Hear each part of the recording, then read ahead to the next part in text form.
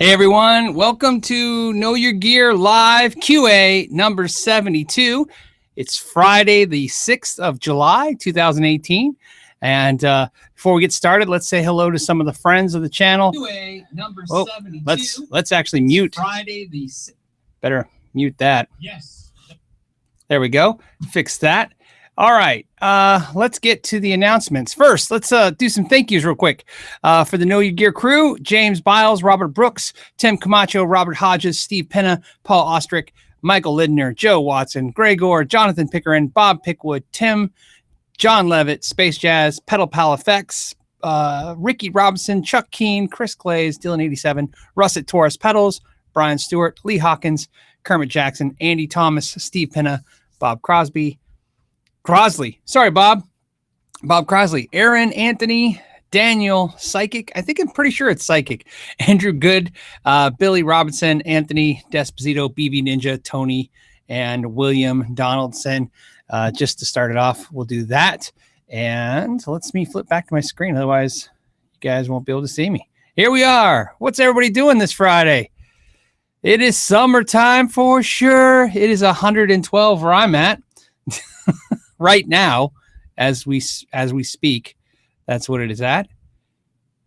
So how are we doing? Okay, everybody see and hear me okay?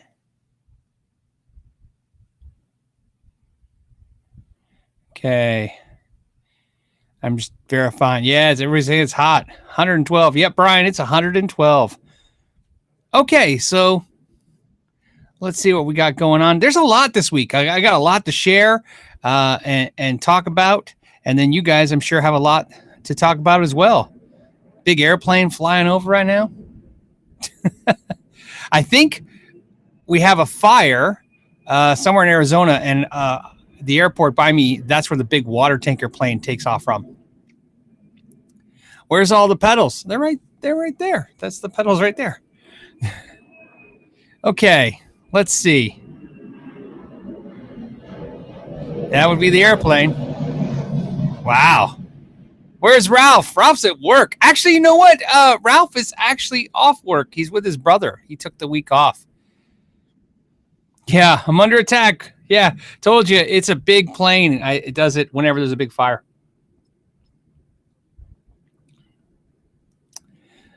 Sounds out of sync. Hopefully that'll get fixed.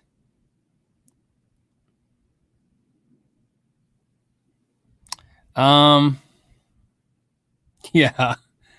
Okay, let's get this thing started. You guys already a ton of questions already, a bunch of stuff. Hope everybody had a good week. I got a new guitar this week, but I didn't get it yet. I'm having this deal where every time I buy something off Reverb, I don't know about you guys, but whoever I buy it from, whether it's a store, actually, you know what? I just had this twice, three times now in a row. I bought off Reverb from either a private party or a store, and they take over a week before they even ship it. It seems like this thing now. And I don't know. I think that's a little unreasonable to wait, a week before you ship, but let's see. Okay. But Mosey wants to know, what do I think of the PRS 509? I used to have a 513. I love that guitar. I can't say I regret getting rid of it because I really liked it, but I like my Custom 24 more. That's what kind of realized for me, and the 509 might be the same. I think it has a lot of options, but like a lot of things that have a lot of options, sometimes you realize you only use 2 or 3 of those options, and then you're like, well, that's where I can, work. That's where my Custom 24 is. So in my case, I decided I wanted my Custom 24 over the 513. So that's what I did. So the 509 I think would be cool, but obviously if I let go of the 513. Phil Smith says, when can we see the MT15 versus Mark V25 versus Archon? I don't know. I was going to get the Mark Tremonti 15 watt amp. I had every intention to, but I think they're somewhere in stock now. I don't know. I saw a new update said September. Anybody know what's going on with that amp? I mean, I guess I could reach out to the PRS folks to see, but yeah, it's like they keep pushing it back. It's getting worse and worse. Sergeant Power Wiener says, is there a Kelly Blue book for guitars? There is actually a book for guitars. However, it's really probably a good book for vintage guitars. It's too hard to keep update, I think, in today's world, where you can go to, eBay and just look at completed auctions and look at where stuff is trending that way. I think that's a way to do it. But yes, there absolutely is blue books for guitars, for sure. A lot of dealers have them and still buy them to this day. Ryan wants to know do I have any experience with the Boss RV6? I just bought one. Do I have it behind me? I don't. Oh yeah, I do. It's right here. I just got the RV6. My first impressions are I'm not liking it as much as my Boss Fender 63 reverb pedal. But to be honest, I haven't put it through its paces yet. So I'm really kind of checking it out. I'm really checking it out against the Hall of Fame, the TC Hall of Fame. I have that as well. But I'm new to the RV6. I got it maybe a couple weeks ago. And I've been working so many hours lately, it's a little hard to get to certain things.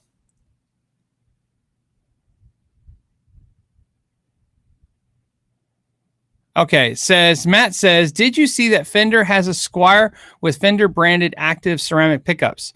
Saw it at Summer Now. I think that's a contemporary, right? So I didn't notice that they had Fender logos or they were branded, logoed, whatever, pickups on that contemporary, but that's a good idea. It makes sense. Why not brand them Fender?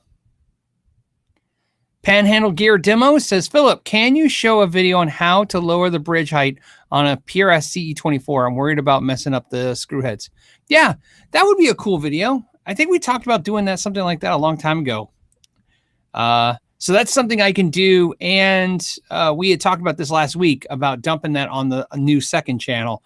And there'll be those videos, or maybe not so much mass audience, the whole audience may not want to see it, but maybe it's something interesting for a few of us. So I have no problem doing that for sure. Let's see. Audio Ventra said JHS just made a video, very cool Boss video. I haven't seen it. I saw he had a pile of Boss pedals. I saw the thumbnail.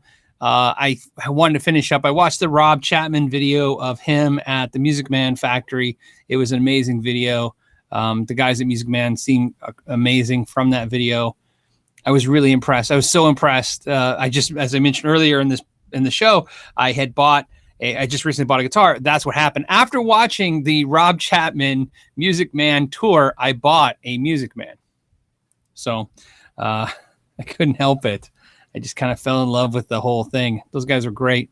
And to be fully honest, I already had a Music Man in my mindset as a guitar that I wanted, and I have a reason for wanting it too. So it was just the push I needed.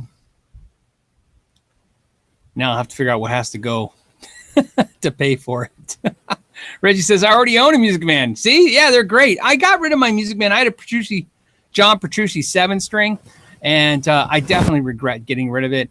I'm not sure why I got rid of it to this day. I think it's because I didn't play it that much, so I decided to get a 6-string. So...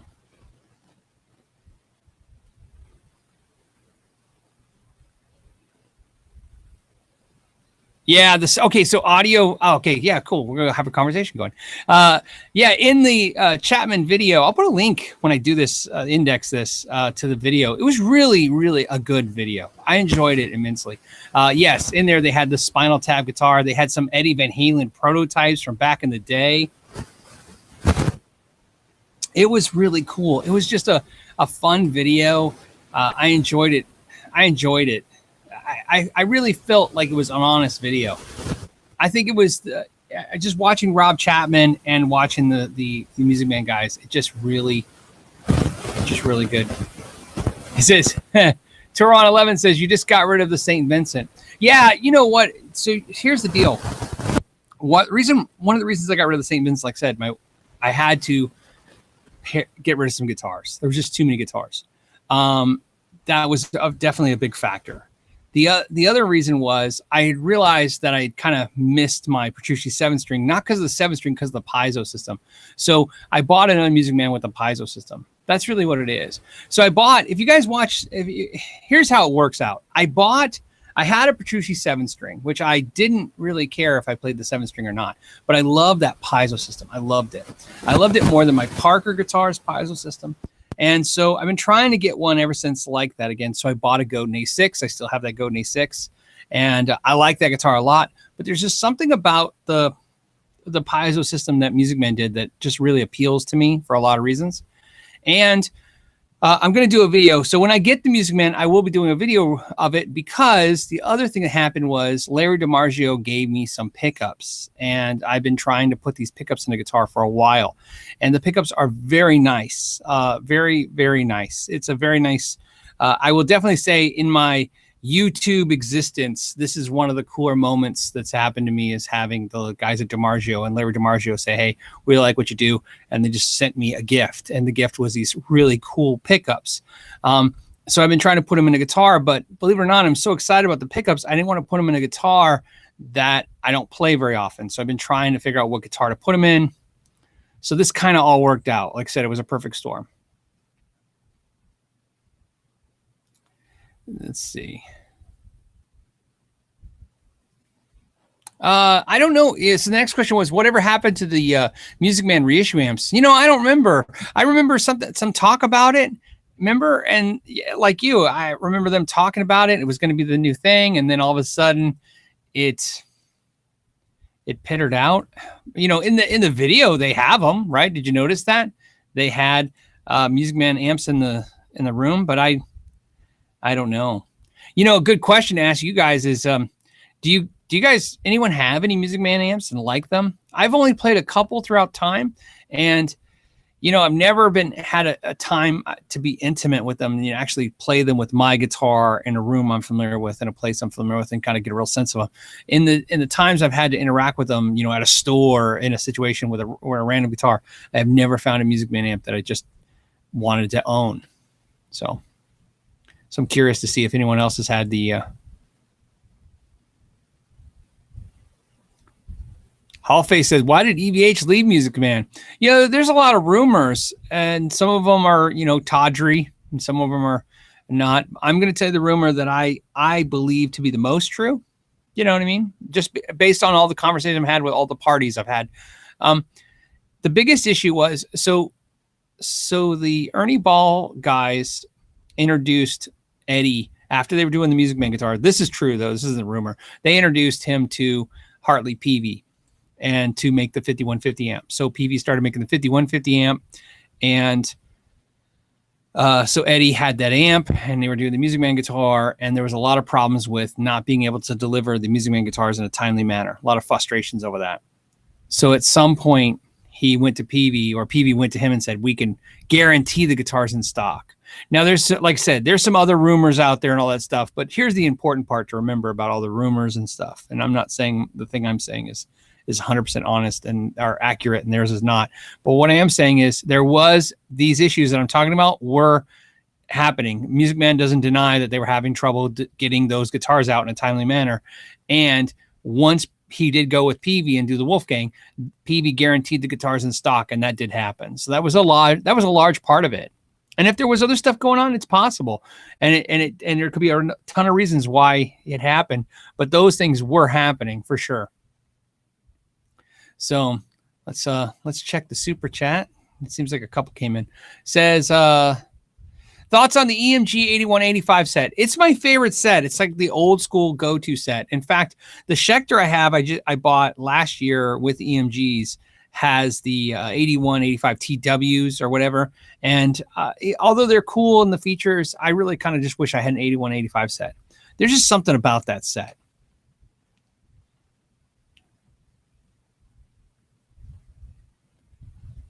Okay. Bubba says TC Electronics Mimic, and it's not really cutting it. Okay. I'm looking for something similar to the Mick Mars sound from the 80s and used the rack doubler. Man, I don't know if, I mean, there's a couple companies that make it. The Mimic I hear over and over again was good. I've only played it, you know, for a few minutes, like I said, in a shop. And everyone says it's really good, but there's some other companies that make doublers as well as that. I've never been a big keen fan of the doubler. You know what I mean? I think it's cool, but it's never anything I've been like, oh yeah, I definitely want that in my rig.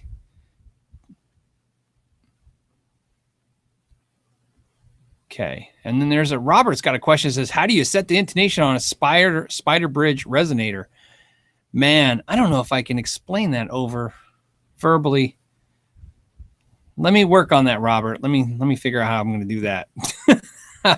We're going to have to pull it up online and show it to you guys. Let's see. All right. What else have we got going on?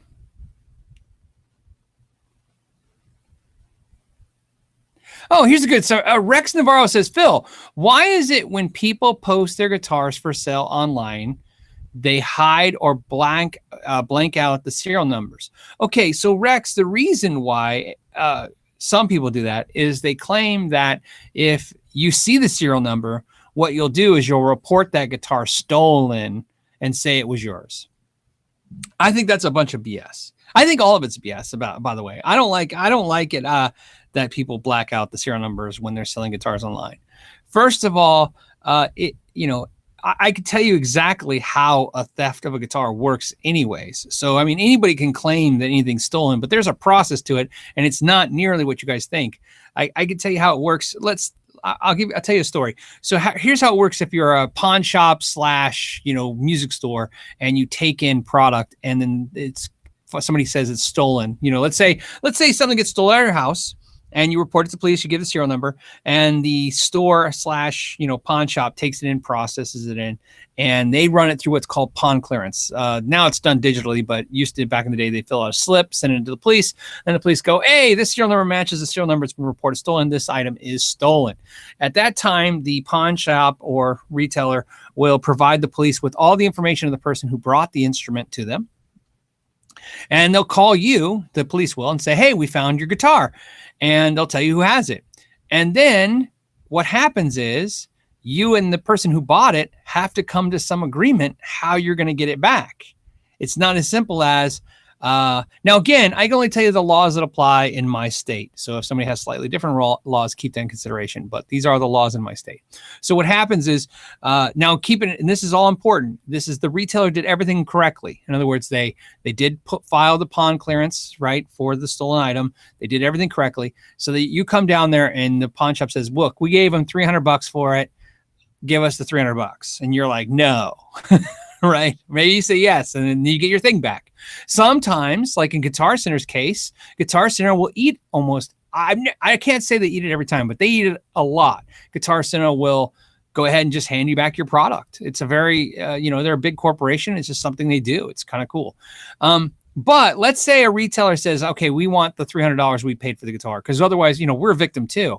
And you say you don't want to pay it. Well, then what happens is you guys go to court, and a judge, not a jury, just a judge decides what happens. He listens to everything, what happens, and he can decide anything, by the way. He could say like, okay, you give the pawn shop $150 and you get your guitar back. Or he could say the pawn shop or / music store, give them the guitar back. Or he could say, give them $20. Or he could say, give them the full amount. He can decide whatever he wants. So back to the serial number being blanked out thing. I think the whole thing is dumb. I hate it when they black out the serial number, because a lot of times the serial number has information for somebody like me, a collector and a buyer, that's going to tell me everything from the year it's made to a color code to everything else. So I kind of hate it when they black it out. But it's something everybody does. Anyone ever heard any other reasons why somebody would want to black it out? I mean, that's the going reason I've heard. And anyone have any opinions on whether or not they mind it, if they don't care, or have you seen it? Do you know what we're even talking about? So, all right. A lot of questions quick and real fast. So let's get Gabba Go Black Man, whatever. Gabagogo says, hey, Phil, what do you think about Peavey USA guitars from the mid-'80s? I have a Horizon 2. I just got it, and it's pretty nifty. You know what? They're great. They're crazy. I think Peavey USA guitars will be soon like how everything became a collector's guitar. I mean, think about this. Silver tone guitars, just 10 years ago, no one cared about those guitars. They were junk, and people collect them. And when I say they're junk, I mean, I'm not saying they're junk. I'm just saying people didn't want them. They considered them junk.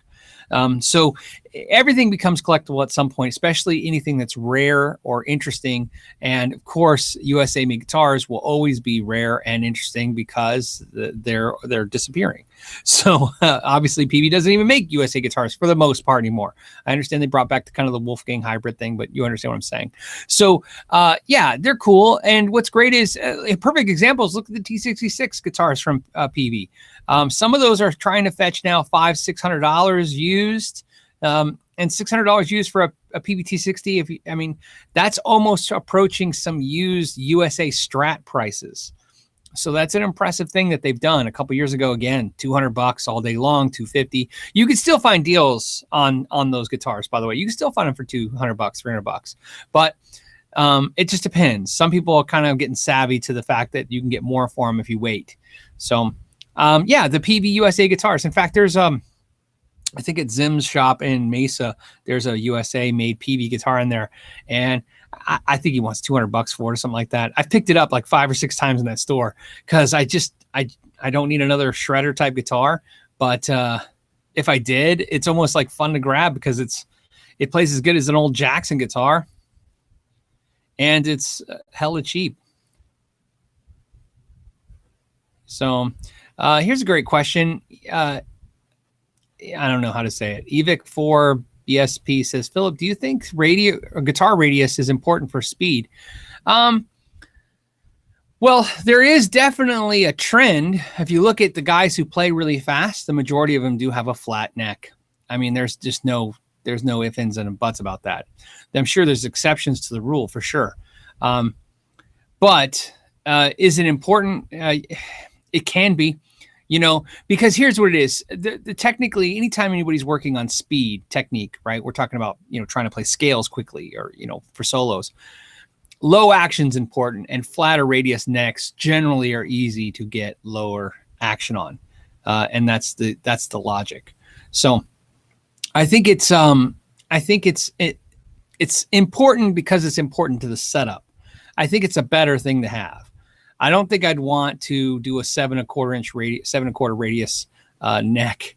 You know what I mean? and do a fast setup and do a shreddy guitar, but it can be done. I think the Yngwie Malmsteen guitar is a 9.5 radius, right? 9.5, right? I don't know. Okay. Davenport has a question. Will an American PRS pickup selector switch work with my SE model snapped off today? Yes, it will, and it'll be a big improvement. The only thing that's important to you to note is the PRS selector switch, which is probably a Switchcraft switch, right? They don't make their own switch as far as I know. They buy a switch. It's the same switch that basically Fender and everybody else is probably using.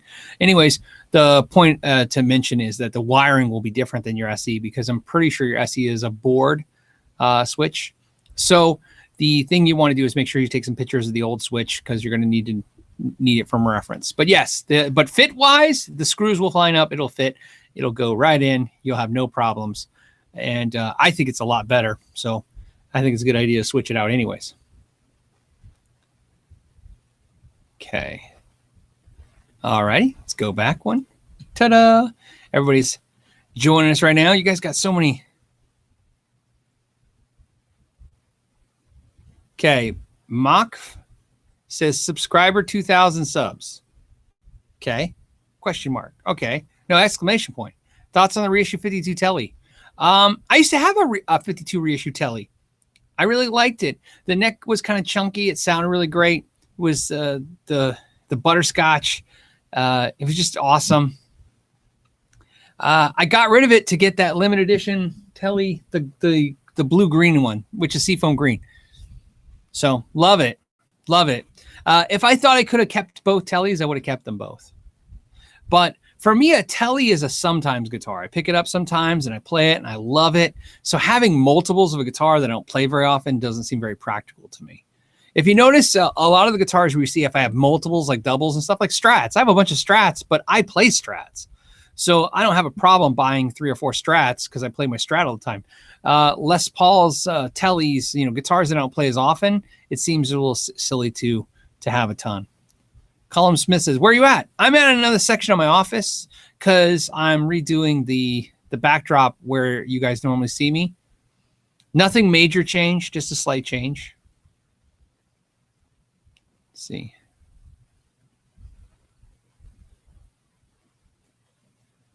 Here's a great one. Phil J says, hey, Phil, what pedal would you recommend that sounds similar to the SL drive, but not as thin? So I can tell you exactly the 68 drive by LPD pedals. I'm not saying that because Lawrence is out here hanging out and he's out there in the crowd right now. I am saying it because I went to buy that pedal at a music store that is a Lawrence Petros dealer. And I played it. I think they wanted $80 for it used or $70. And I was playing it and I go, I got to have this. And right before I went to ring up, I said, hey, can I see a 68, pedal, a Lawrence LPD 68 pedal in the case? And I went and plugged it in. And I was like, oh, this is so much better. So much better that I was like, okay, cool. I just saved myself. In fact, I think I told Lawrence one day sarcastically, I said, you know what? Your pedal saved me $80 because I don't. So I would highly recommend that pedal for the SL drive. So get the LPD 87. Sorry, 68. By far.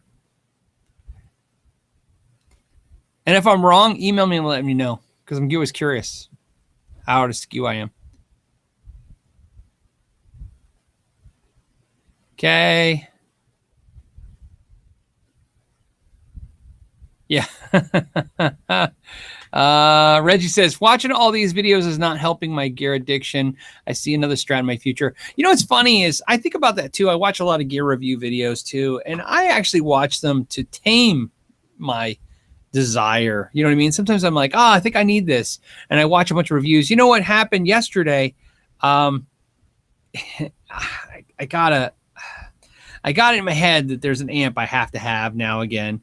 And I go, I'm going to get it. So I go out and look. And ironically, as soon as I decide I think I want this amp, like you couldn't predict this, I went online and found a smoking deal on one used. And I thought, okay, I want it. Smoking deal used. It's time to make the purchase. And I think a couple years ago, I just would have pulled the trigger. But now I went online and I watched a bunch of videos first. And after watching about 5 videos of it, I decided, I'm like, maybe it's not as good as I think. Not because anyone said it was bad. Most of the videos about it were just the people playing through it. But, it wasn't that much different than anything I already have. Do I really need it?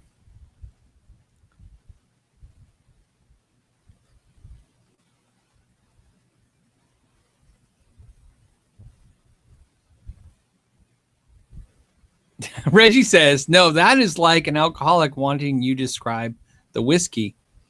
No, because you know why, Reggie, your analogy doesn't work? Because you can't describe a taste, but you can, like, I can't tell you what a whiskey tastes like, and how, but I can let you hear how an amp or a guitar sounds. So if you could get a reference to that, but I understand where you're going with that. I understand. And I always go back to the next thing I say. There's worse things you can do with your money and time, for sure. By far. I'm not saying we should all be buying stuff willy-nilly. I'm just saying there's definitely a lot worse things you can do with your money and time. I've found over the years a lot of times you would have just, you know what I mean, bought something else that's dumb. So Steven says, what upgrades would you do you recommend for the Sterling St. Vincent? I couldn't figure out a single thing I would change on that guitar. The person I sold it to, who's a buddy of mine, said, what he's buying it. He wanted to upgrade it. He asked me what upgrades did he do. And I told him I had no intention of upgrading anything. I thought the pickup sounded great. I thought the bridge was great. The locking keys were great. The nut is fine. Like everything was fine. So I couldn't think of a single thing to do. You could upgrade the pickups, but the problem is upgrade is a weird term because upgrade from what? They sounded good. So you can get maybe 10% better. If that matters, Steven, maybe go for that. But, and you know, so you know, sometimes that's how I end up with another pedal. I go to upgrade a guitar, and then after I kind of look at the guitar and think about it and go, okay, I'll upgrade this, I'll upgrade this, I'll upgrade this. And then I play the guitar and I go, you know, it's fine. Why don't I just get a pedal? If I'm so, and that's because sometimes, my mother used to call it buyitis. You get the urge to buy something. She says sometimes you just want to spend money because maybe it's been a long week. It's a tough week. I'll tell you something that happens to me whenever I'm put in a position financially that I have to pay a lot of bills that I don't want to pay. I'll give you an example because I just had it happen in the last 2 weeks. In the last 2 weeks, I had the AC that had to be repaired in the house.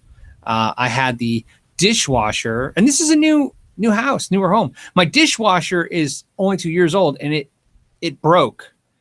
So, I mean, you have to pay to have that fixed, right? And there was something that the landscaper told me had to be done. So I paid for that, you know, bills. So I was paying these bills. What happens, I think a lot of times to me is when I pay a lot of bills that I don't want to pay, all of a sudden I just feel like I need a reward. I need to spend, even if it's $5, I just need to spend something that feels like, you know what I mean? My hard work, my hard-earned money isn't just going to the stuff that sucks. So, so that falls in term. Sometimes, unfortunately, though, the bills come in and you just don't have any money left over. But for me, I'm very fortunate to be collecting for so long. If I kind of want something, I can kind of let something go. And I always have something in the collection that is, you know, maybe at the moment it was shiny, but now the time has gone by. It's not a must-have anymore. Cheddar is the strangest dude ever. Cheddar, the question is, who is the most annoying patron? None. Why would any patron be annoying? That doesn't even make any sense. If any of patrons were annoying, we wouldn't hang out for 8 hours straight at a time. I promise you. So I will tell you, you can ask next time Ralph's on the show, or Joe, or anybody, especially Ralph, because Ralph's brutally honest, by the way, sometimes scary. He'll tell you, I seem like a nice guy, but I'm the first one. If I'm annoyed, you can tell because I get really quiet and I'm done. I will literally leave. I've been wired that way so long I can't even remember. If I'm at a party and somebody's getting on my nerves, or I'm not having a good time, or something about the thing, I just leave. In fact, I do it all the time. Nathan, I was hanging out with Nathan in Maryland, right, Cheddar? We had breakfast that day, and we were at the PRS event. And when I was done, it was around 3 or 4 o'clock. I was done. I looked at Nathan. I go, okay, well, I'm done. And we just left. I said, let's go find some barbecue and a place to sit and have a nice beer and sit on a pier somewhere. I said, I want to enjoy the weather while I'm here. The event's awesome, but I'm done. It had nothing to do with the event. It was just when I'm done, I'm done.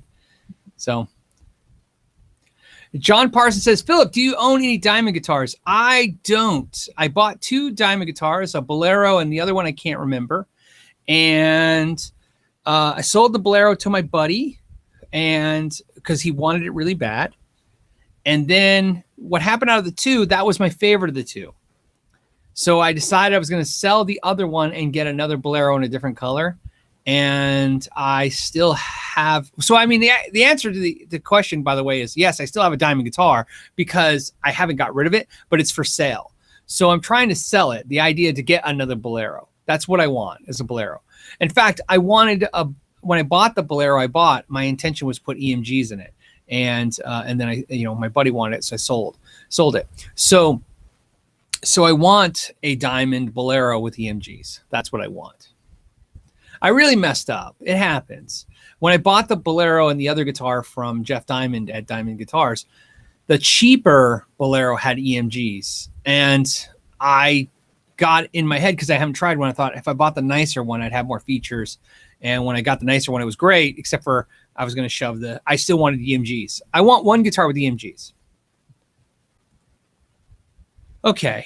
Oh, wow. A bunch of, okay, hold on. I'm penning the super chats because I try to make this even and hit everybody kind of equally a little bit and find some cool questions too.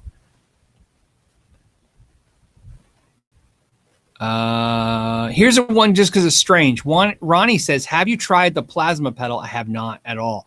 Hung out a little with those guys at the Summer NAMM. Yeah, you know, it's a really crazy pedal. I forgot who, but somebody that I know told me they bought one and they'll get one soon, or they're going to get one. And when they get one, they'll let me borrow it for review. So I remember that specifically. I just can't remember who told me that because I remember thinking when they told me that, I was like, oh, that's cool, because I'd like to get my hands on that. So the other thing is, hold on a sec, where are we at on time? Oh, 3:30. Okay, cool. Trying to make sure I have some cool stuff to tell you guys too. I had a crazy week this week. Crazy in the coolest way. Time Jenkins 502 says you should do a Warmoth build. You know what's funny is great suggestion, by the way. First of all, I had intended for one of the Sharpen My Axe videos to be a build. I had this great idea. I was like, okay, one of the videos will be a build. I'll build a guitar from scratch, and then we'll do a giveaway for it. And I was looking at builds, and then ironically on the live show, I mentioned something about Crimson Guitars, and then Crimson Guitars reached out and said, hey, would you want us to do one of our builds and send me a build? But I didn't get it. So maybe it's still coming. I'm not sure. I'll follow up with those guys, but that's what I want to do, is get some parts, put it together, and actually do something really cool with it. I actually have something crazy in mind already, and then do a giveaway. I thought that'd be cool. So, all right. And Warmoth would be cool too. If it doesn't work out with something else, I'll do Warmoth. But I kind of wanted to do something besides Warmoth, because problem with Warmoth for me is that they're really good stuff, but they're expensive. Warmoth to me is like Stu Mac. I know I'm going to get quality, but I'm paying for it. So I'm trying to find, I'm trying to find something that's just as good as quality or close to it, but a lot less money. That's kind of a fun thing to talk about. You know, Warmoth, it's by the time you're done, you're into the thing. I did 2 Warmoth builds once. And by the time I was done with each, I was $800, $900 into each one. And, you know, that's a lot of cheddar, since cheddar's on the channel right now. And then, just because it's a good segue point to mention it, I'm going to mention it right now. In the link in the description, I'm going to get in trouble if I don't tell you guys this. My wife, because I didn't tell you guys last week. I'm really bad at this, by the way. Last week was at the beginning of July. July, there's a new shirt for July. I'm just letting you guys know. The link's down in the description. I'm just letting you aware of it. My wife puts in the time to make the shirts every month. And, you know, I kind of feel horrible when she told me last Saturday after the, you know, she's like, you know, you never mentioned the shirt. So, yeah, and this month it's an offset guitar. So it's a Jazzmaster Jaguar shirt. So I'm just letting you down. But more important, since I'm doing the stickers, you guys said stickers forever. Please do stickers. So there are stickers now. There's a link in the description. The stickers, though, are not like shirts and stuff. There is a sticker when you go to the shirt store where the mugs and the shirts are. Don't buy those stickers. Those stickers are $5 a piece. That's a ridiculous. I couldn't find anybody who would do fulfillment for me that had reasonable sticker prices. So I actually had stickers made. I have the stickers. So if you buy the stickers, you'll see the link. It takes you to Reverb and you buy them. And then me and my wife and probably my kids put them in the thing. There's like 5 stickers for $5. And stuff. I don't know. Just I don't want to talk about it any more than that, because I kind of want it to be a surprise for people. Just if you're interested, just mostly it's because everybody asks about stickers. So, but I just want you to be aware, when you buy the stickers, I have to ship them to you, which is fine. But the shirts, that comes from somebody else. So the stickers take an extra couple days because we're filling envelopes. Just thought I'd share with you. Okay, so back to business, as we should say. Says Carvin Fan 13. Hey, obviously you like Carvin. Says, hey, Phil, any recommendations for a guitar with a floating trim that's good for jazz and metal in the $1,000 range? Oh, man. I mean, that's tough, you know, right? Jazz and metal. With a tremolo for $1,000. You know what? This is going to be a horrible answer, but you know what I like for that is the Paul Reed Smith S2 satin guitar. That's a great guitar. If you're thinking used, your scope widens up with $1,000 for sure. But a PRS S2 with the tremolo, that'll have a full sound for jazz. It'll definitely, those pickups will definitely pull off metal and jazz. I mean, it's a pretty extreme thing you're asking, right? You need the jazz thing, the metal thing. To me, jazz definitely has to be a fuller, bigger sounding guitar. And Steve Soul has PRS for metal question mark. Yeah. Actually, Steve, if you look at the PRS roster, I don't know why I was saying roster. PRS roster, the majority of their endorsees are metal. It's definitely a metal. I mean, think of this. They got the guy from Cradle of Filth, and I mean, the guy from Shinedown and Tremonti. I mean, those are metal, kind of. You know what I mean? They're metal. I mean, I love those bands. I'm a huge Tremonti and Shinedown fan, by the way. Yeah, see, so, you know, Carvin Fan 13, Metallica 29 says Tremonti SE Custom. Yeah, see, that's another great. Yeah, the SEs are great for jazz. Oh, because a lot of the shredder guitars have great tremolos, but I don't know if they're going to have the fuller, warmer jazz tone that you want. And then if you look in the comments, Fit to Pray says if you can swing a PRS CE24, even better. I agree with that too. CE24 is the guitar I love it. You can pick those up used, pretty reasonable. You know what I mean? And I'm definitely a used person first. If you can get it used, you can. That's the best thing about what we do. So. Yeah. See, and one more time. Matt Harrison says between the Buried and me as well. Yeah. So between the Buried and me is there's a lot. Yeah, definitely Paul Reed Smith pulls off metal. Heck, he's got a set of pickups called the metal pickups. Think about that. They're for sale. If you go to the Paul Reed Smith gift shop online, they sell pickups for the guitars. They're literally called the metal pickups. They're for metal. They're high-end pickups. R.B. Rye says, Phil, thanks for all you do. Thank you, B. Rye. Man, that's awesome. It's a most appreciated question. When is the local Arizona String Clinic? I have a Peavey Predator Plus that I want to show you. So the Arizona String Clinic should be the first clinic I do when I do all the clinics, the Restring clinics. That's what we talked about. You guys hung out last weekend or last Friday till the end of the show. I let everybody know that I will be doing a series of clinics. When I say clinics, this isn't like I stand and you sit in a bunch of chairs. Literally, it's I'm going to be working from open to close at stores, restring guitars all day, and you're welcome to come and talk to me while I restring your guitar for absolutely free, and you get a free set of strings. And the first one to kind of prototype it out will be in Arizona and in my hometown in the Phoenix area. The problem is I haven't had a confirm on it on the date. The answer, so the good part is the store that I'm working with for the local one has already agreed to do it. They just don't have a date.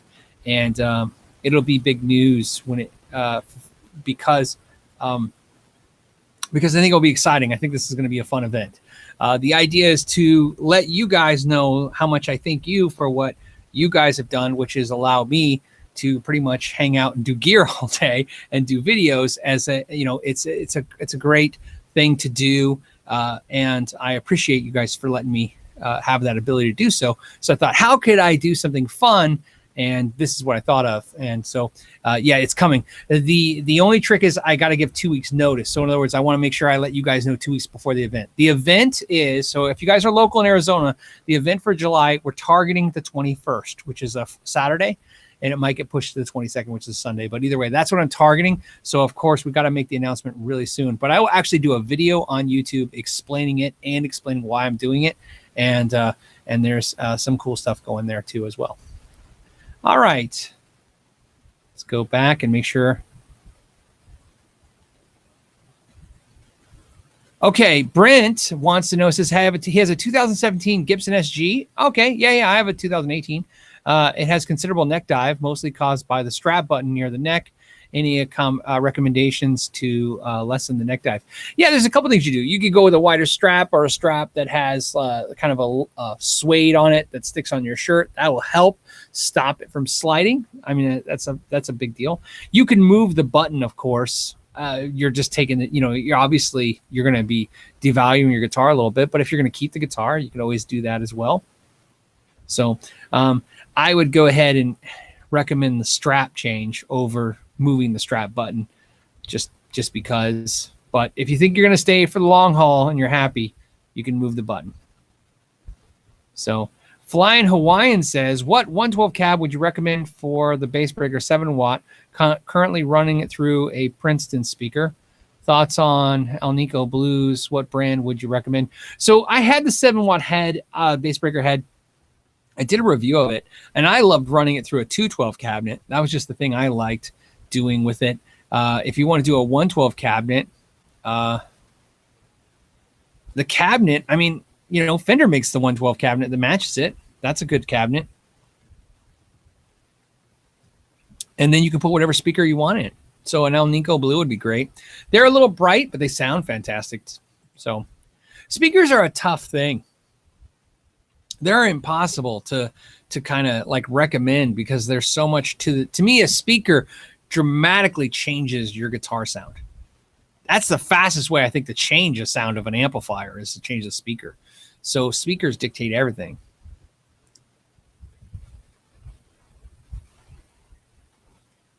Oh, here's a good question. Bayo says, how will Fender Players Series affect used Fenders?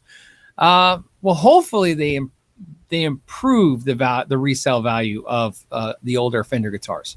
That is what has happened in the past with stuff like this. Think about the American Professional Series. They came out, now they're at $1,400. American Standard Series are not suffering from that. American Standard Strats are actually holding value very well. I don't know if anyone's particularly, and if anything, they tend to have sometimes a more value because you can't get a new one. You can only get a used one. So I think the Player Series will help. I think that's the whole point of doing stuff like that with guitar companies like Fender. Change up the line because then you're going to help firm up the used pricing, which helps sell the new guitars. One of the biggest problems Fender has to do is they have to compete with themselves. It's why when they try to go public, you know, Fender tried to go public and they made a public offering to go public. And one of the things they got hit with really hard was the fact that, you know, companies like Apple don't really have to compete with themselves. You know, technology companies don't have to worry about technology from 5 years ago being a heavy competitor for their newest thing. Fender has a problem, which is every Fender they make, every Strat and Tele they make is now potential competition to sell against the new guitar they're going to make. So anything you can do to bring that used price point. Look at Paul Reed Smith. I think how they've kind of fixed themselves over the years is they've cut production, which drove up the used demand a little bit. For a while, there was a lot of complaints about Paul Reed Smith, right? The guitars were $3,200 new, but you can find one for $1,500 all day used. Now they're kind of closer to $2,000 used. So that helps the guitars if they can firm up the used pricing. So I think the changing the Players Series or the Standard Series to the Players Series, I think it helps the Standard Series firm up that pricing. And there's, like I said, I reviewed them both. If you saw the video, I took them apart, and I like the new ones better. But I wouldn't have gone like in my head go, oh man, I couldn't even own a Standard Strat now. To me, the differences I thought were great improvements. And for $50, I mean, who wants to pay more for a guitar? I mean, nobody wants to pay more, but they made it a little better. They charge you a little bit more. It is what it is. But, you know, like there's nothing about the Standard Strat that I go, disgusted. Couldn't even own one of those now. No, I could own one of those just as easy. In fact, if given the shot, if I went in the store and it was the color I wanted, and there was a Standard Strat for $350 and the Players for $650, I wouldn't pay $300 more to get the features of the Player Strat. I just wouldn't. I don't need the 21st fret. I don't play that's up there. I don't. The 2-point tremolo, that's cool, but again, don't really need it. And I, of course, am on the record on this exact show telling you guys I actually like the ceramic made in Mexico pickups. So there's nothing about the, in fact, the only thing I think about the Player Strat to me that's interesting is two things. One, how does it affect American sales now? Because that's where I think the Player Strat really is interesting to me, is if you like the Mexican Standard Strat, which I do, the Player Series is a nice change of pace, but it's also something that, because I like the Mexican Standard Strat, I don't really want to get rid of my Mexican Standard Strat. to, you know what I mean? Nothing says like get rid of it. I actually like that it's different than my American Strats.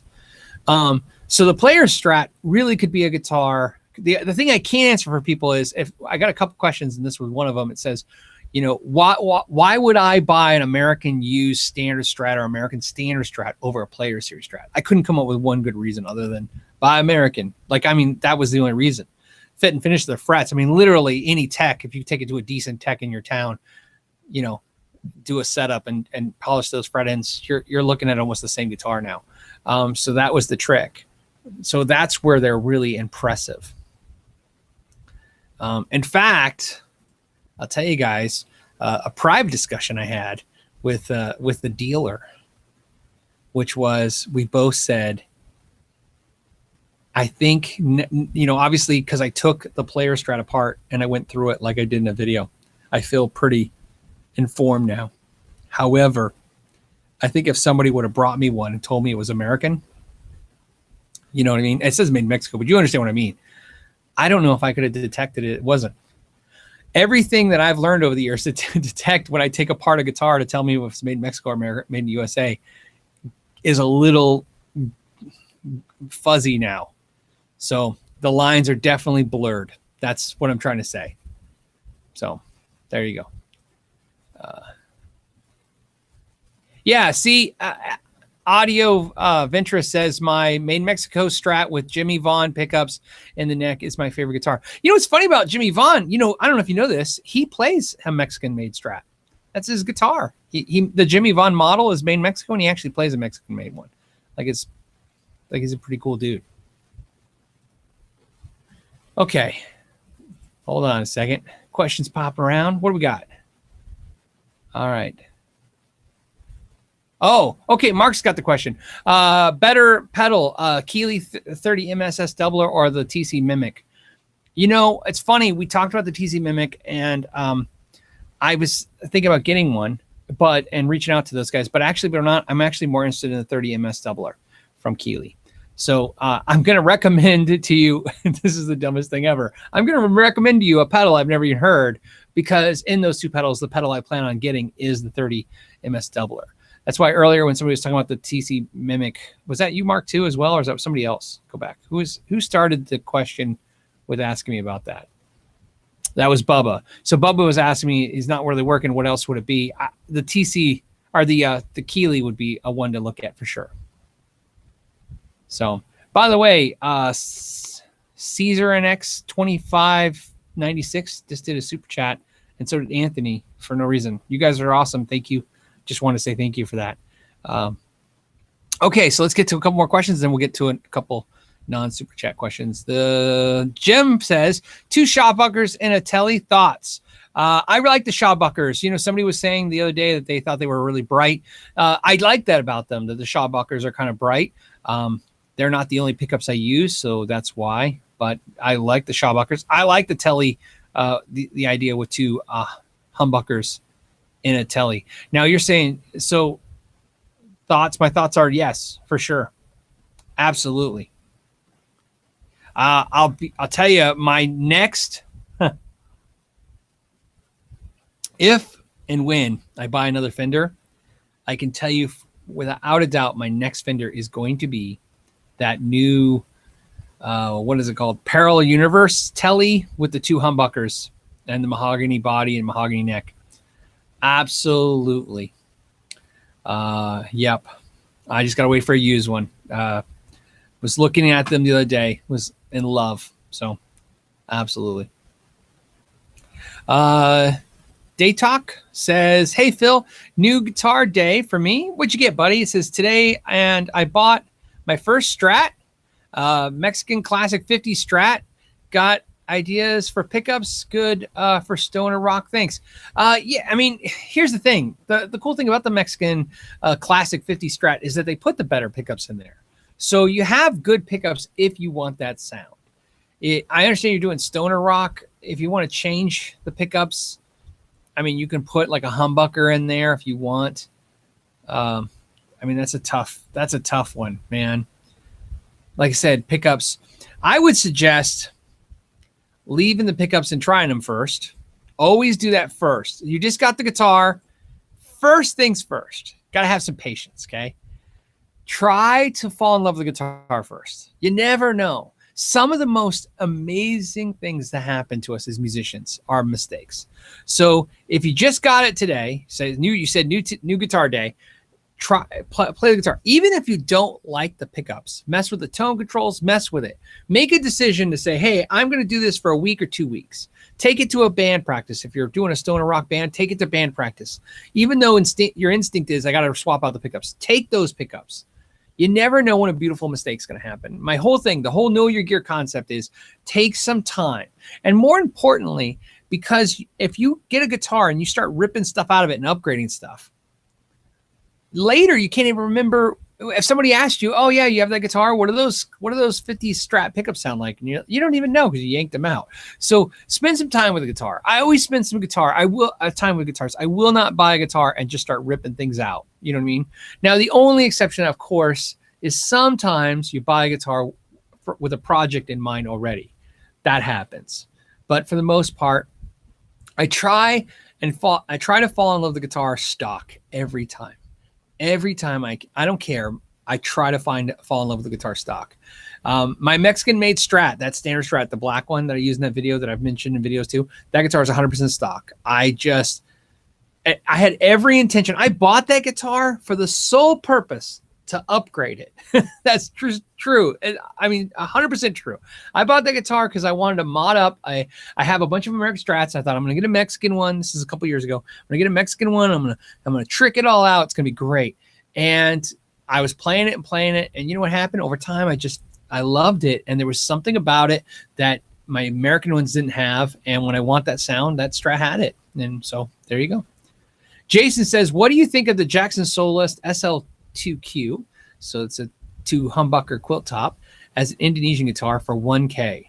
How do you think it stacks up against the PRS S2 for the same price? Well, the problem, of course, now is that we live in a world now where Indonesian guitars are $1,000 or $1,500. And I'm never going to ever, because I'm just at a mental place where I am now and it's not going to change.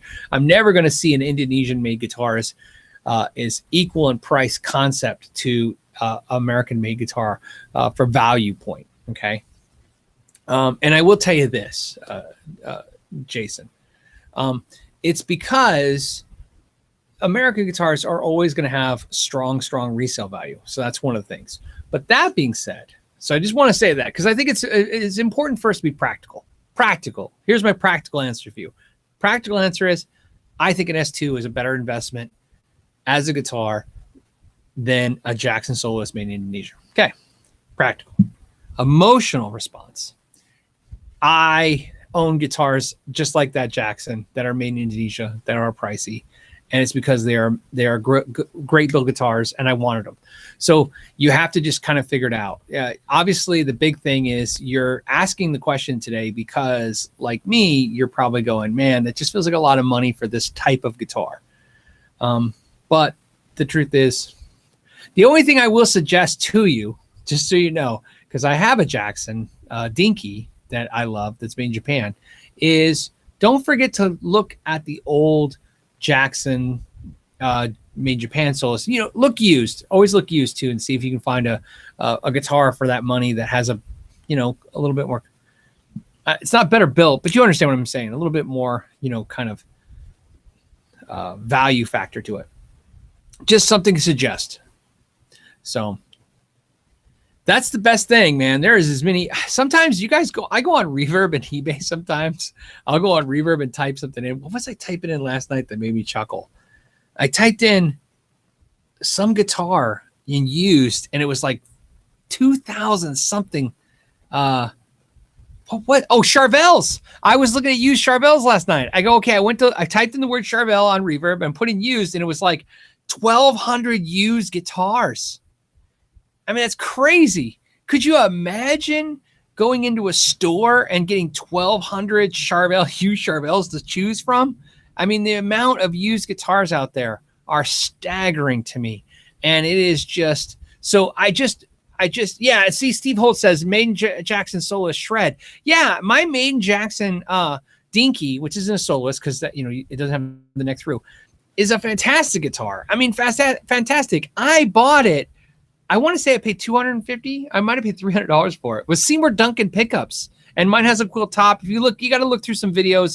It's in them. It's a blue flame maple top, and I think you can find them still for $200-300. I think you can find. I mean, it's a dinky, so you have to look for the soloist. But you understand what I'm saying? You can find legitimately nice high value guitars for $1,000. So just kind of nice to know.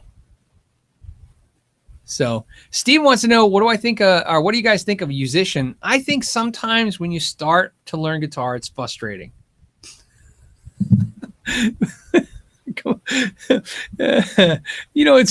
What's funny is I have YouTube Red now. So because I have YouTube Red, I don't get to see the commercials in front of my videos. And Yousician is just one of those commercials that pounds YouTube, gear channels, right? So everybody watches a Yousician, but I used to when I watch the Yousician commercial every day. I have no idea if it's any good, but man, do they advertise. So anyone got any thoughts on Yousician now that I've just been, it's so slow and frustrating. Yeah. I only say that because I mean, it's stuck in my head. As soon as I hear the Yousician, I go, it's, at the beginning, it's so slow and frustrating. But Steven, just to be sincere for a second, if you're asking that question, if you're asking the question, what do you think of Yousician? If you're asking where, is it a good online lesson program? I can't really speak to the quality of that, but what I can tell you is there are a lot of amazing online lesson programs. And so what I ask you guys to do for me is make sure when this rebroadcast and I timestamp it, can you guys put some of the good ones you've had experience with? I might be a little biased. I've actually bought a couple programs. Funny enough, now the programs I bought, I'm friends with those YouTubers. So I feel a little weird sometimes suggesting them because of the friendship now.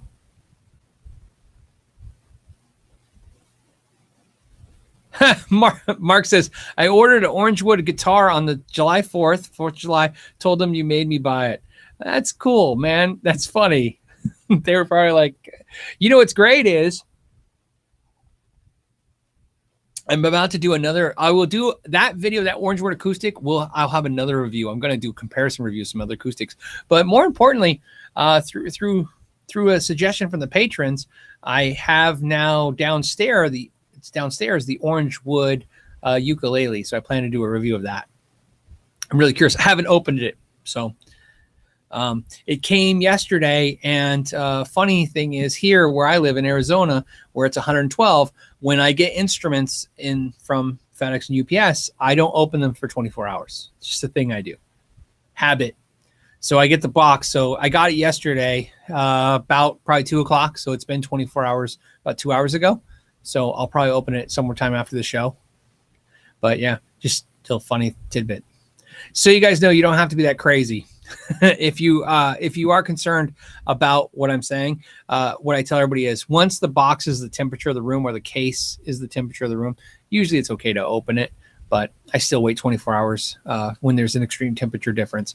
The house is 75, probably 76 degrees.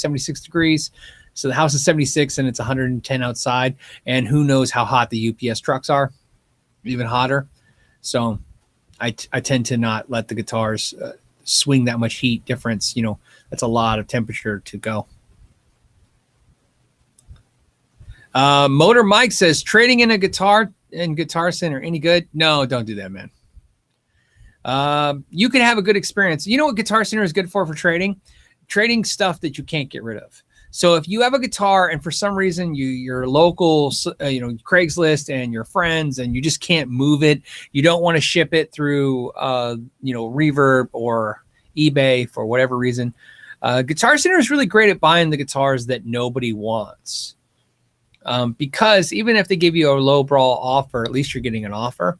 But in my experience, so that's always what's great. You can always, I've actually done that in the past. I should say that. I've done that in the past where I've had a thing that just nobody wanted, but you take it to the Guitar Center and they'll go, yeah, we'll give you this for it. Because they're such a large company. They can move pretty much any product. So they don't really shy away from a lot of stuff. But Guitar Center is not, let's say, like a pawn shop, but it's close enough to it to where I would say they're your last suggestion. And that would go with music stores in general. You trade in at music stores if you can't sell your thing, because you'll always get more. So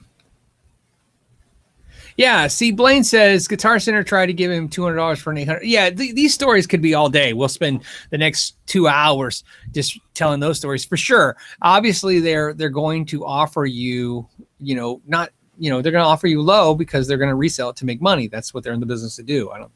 But the other thing too, keep in mind is here's another thing that's important to mention about Guitar Center and just music stores in general. If you do decide to go to Guitar Center and they give you an offer, it is the future now, right? You have a phone. Don't be afraid. Like if I took a guitar to Guitar Center right now and they offer me $200, and obviously I know it's worth more than that, and I'm thinking about doing it, even if I thought, okay, yeah, I'll sell it for $200.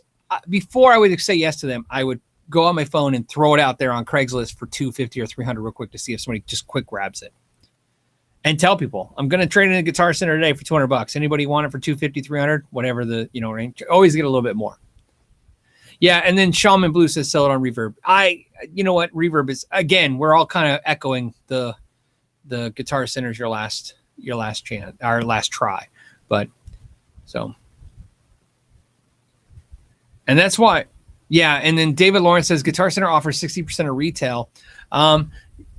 Sometimes less, but yeah, you're right, David. That's about right. Julian Doe says dead frets. Do it yourself or have a pro do it. It depends on the guitar and it depends on your comfort level. Let me give you two answers, and not to be a cop out, but two answers because I think they're important. I think you should take it to a pro, but I think you should learn to do it. Does that make sense? So maybe ask the professional you're taking to if you could watch, when they're doing it, maybe learn a little bit, or maybe get yourself a cheaper guitar to experiment on.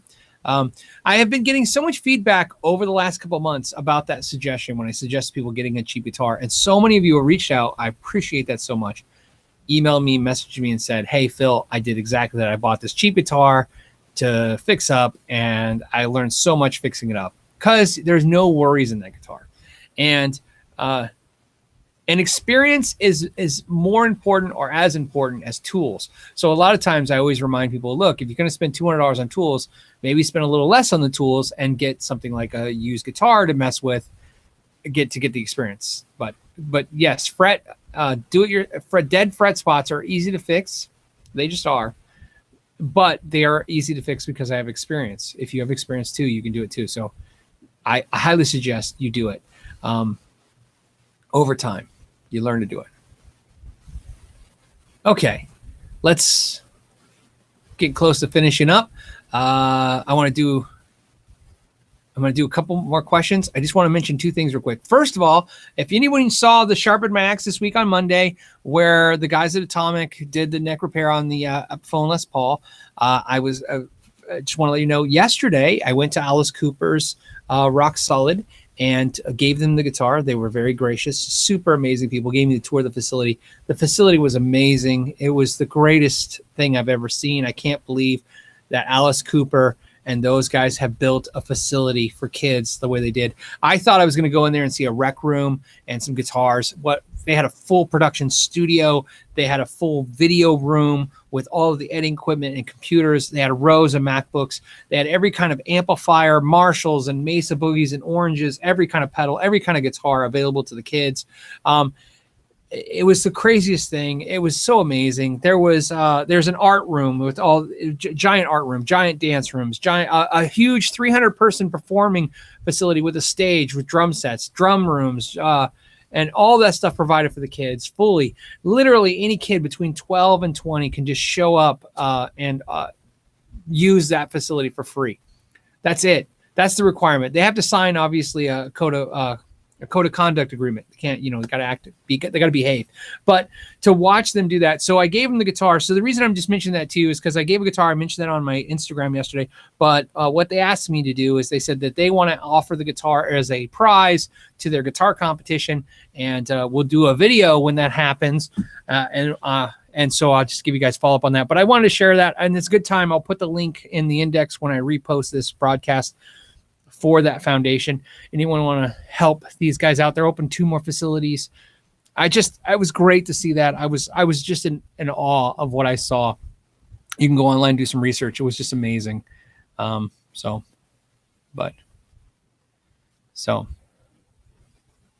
and then Timothy just did a super chat. Man, that's awesome. I appreciate that. And then let's hit 2 more questions because hold on. I think we got 3 more questions. All right. What do we got going on? Greg says, picked up an Ibanez on eBay. Best way to clean the dust and the dirt of the electronics. Yeah, I use Deoxit. That's what I use. If you don't have Deoxit, if you don't have a local electronics store, you can go buy Deoxit or order it on Amazon. I'll put a link in the description when I repost this question to Amazon to get the Deoxit, or wherever. I don't care, just wherever you click and get it. But so you can always go to your local automotive store. Any automotive store will have contact cleaner for electronics.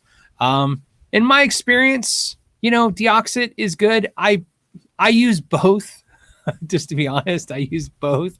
The reason I use both is I like Deoxit, so I like the adjustable control on how much comes out, and it seems like a premium product. But I'll buy the big can of electronic cleaner at AutoZone or auto supply stores because it's really cheap and it's big. And sometimes when people come and bring me a cheap guitar and it's just a mess, I'll just spray that whole guitar down for free and just give it to them. So I don't mind blowing out the cheaper can of stuff. And it obviously on $100 guitar, sometimes the guitar is not even worth that. It's a good way to clean everything out.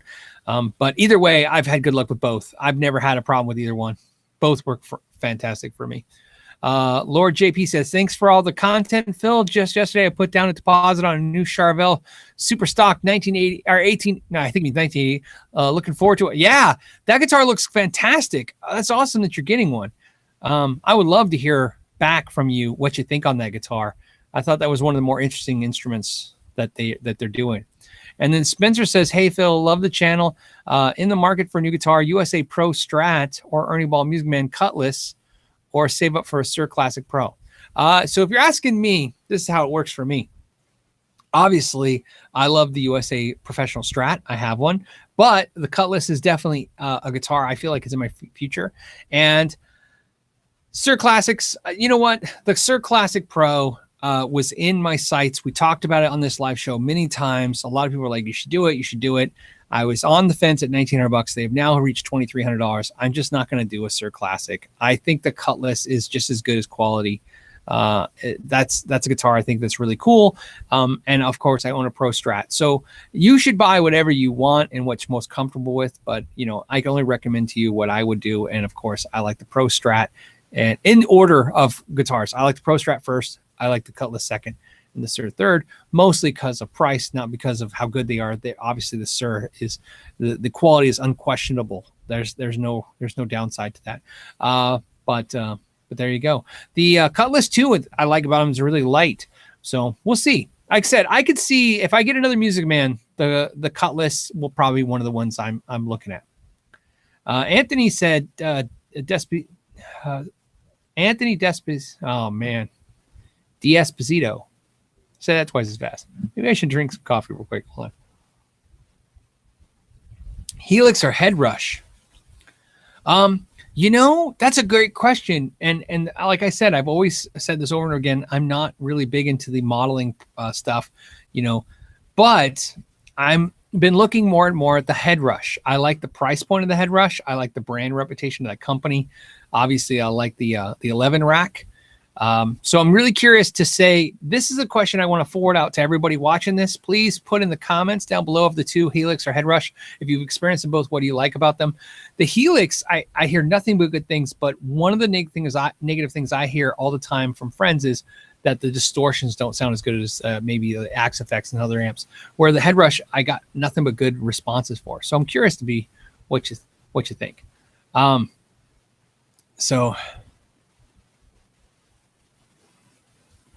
Okay, and the next question was, my JP, this is from Reggie. It says, hey, Reggie. It says, my JP100 pickup switch is acting up in my Music Man. What should I get to replacement part? So when you say acting up, you know, it could be dirty. So you got to make sure you clean it first. If you cleaned it, then just, and it's not working, just replace it. It doesn't matter, man. It's a direct replacement switch. So you can go online and find the switch. From either Switchcraft or any reputable company makes the switch. There's nothing special about that switch. It can be, all those switches can be bought anywhere.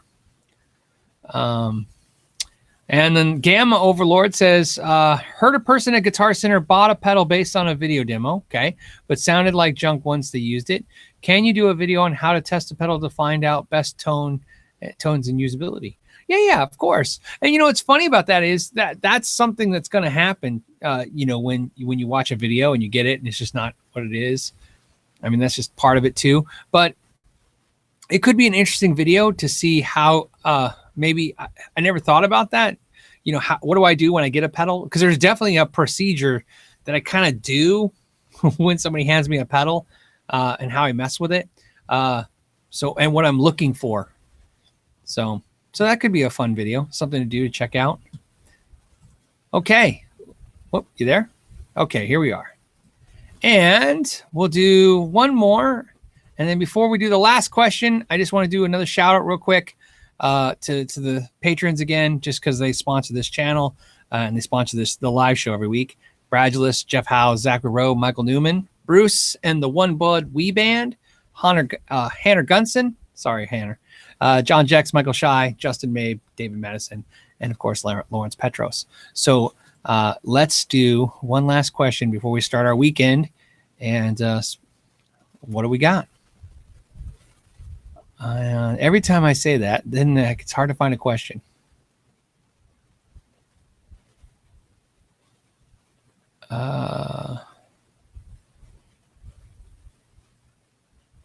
Okay. So Ryder81 says, Rodera81 says, hey, Phil, what guitar pick do you use? I'm holding it right now. I use Dava Picks. That's what I've been using forever.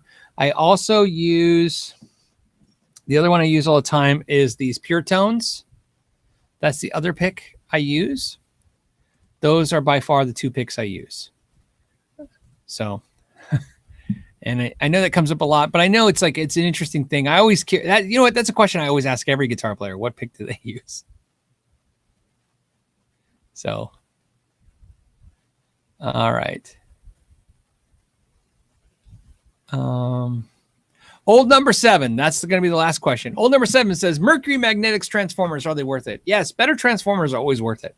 You will find that do you need them? Do you need better transformers like Mercury Magnetics? Do you need them? Yeah, you don't need them, but are they worth it? They absolutely are. It's definitely, think of it this way, it's the engine of the amplifier. It's a very important part of the amplifier. In my experience, yes. I think sometimes you can do more with an amp to improve it than anything else, just by changing, making sure it has good output transformers. One thing that's interesting to note is companies, when you watch them develop amps, you'll see that they'll have just piles and piles of transformers on shelves and experimenting with them because they know it makes such a difference, and they're trying to find that perfect one that either makes the amp sound the best or makes the amp sound really good but is more practical, price wise, because transformers can be all over the place on price. So yeah, definitely worth it.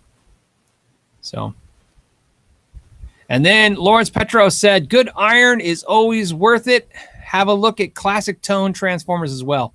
Good suggestion, Lawrence. That's a great suggestion. And, he's the man, so I would believe what he says. Obviously, I agree with him 100% too, by the way. Yeah, iron is worth it, the transformers. When I did, the thing I'll leave you with last, guys, so is when I did a video where we took small amps and we let a band play through them. It was a video I did a couple years ago. The one thing we learned from that video was the amps that did the best had really quality transformers in them. So it's just kind of a thing. So definitely do it. And then Lawrence said, Heyboer 2, HEYBOER